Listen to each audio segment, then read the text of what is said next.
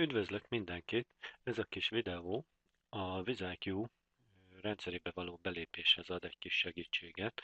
Az előző kis videó nem mindenkinek volt érthető, ezért megpróbálom egy picit másképp elmondani, elmagyarázni, hogy is lehet ide belépni. A legelső pont az, hogy a wiziq.com weblapra megyünk, ez fog bejelentkezni, és onnantól itt van ez a Join Now gomb, erre rákattintunk, itt beírjuk a nevünket. Azért kell ide egy regisztrációt megcsinálni, mint ahogy a raktárakhoz is be kell először regisztrálni, hogy tudjunk rendelni, használni tudjuk a rendszerét. Ez is ezért van csak a regisztráció, hogy tudjuk használni a WizIQ-nak a rendszerét, meg tudjuk hallgatni a WizIQ-n létrehozott webkonferenciákat, akár nem csak a peptideseket, hanem akik itt webkonferenciákat tartanak, mindenféle témában van itt konferencia. Tehát beírjuk a nevünket,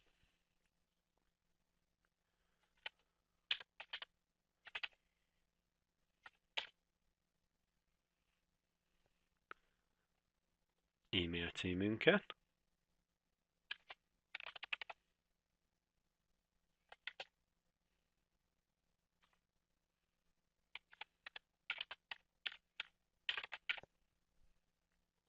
találunk ki egy jelszót,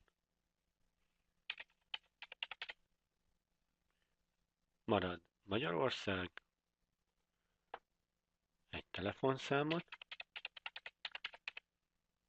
írunk be, és ezt a képet, ami itt megjelenik, ezt beírjuk.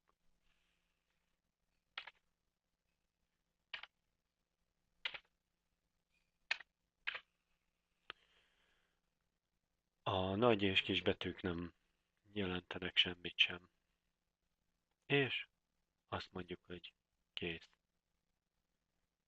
Most automatikusan belépett a rendszerbe, rámegy a levélre, amit küldünk, az ebben található linkre rákattintasz,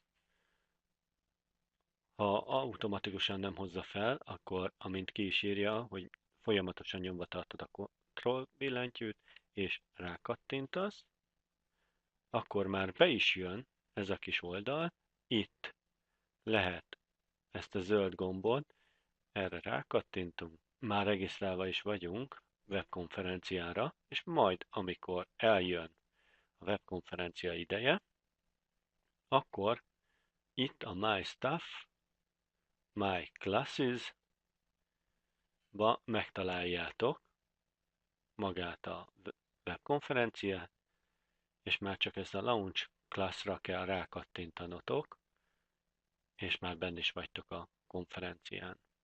Köszönöm szépen a figyelmeteket, és találkozunk a következő konferencián.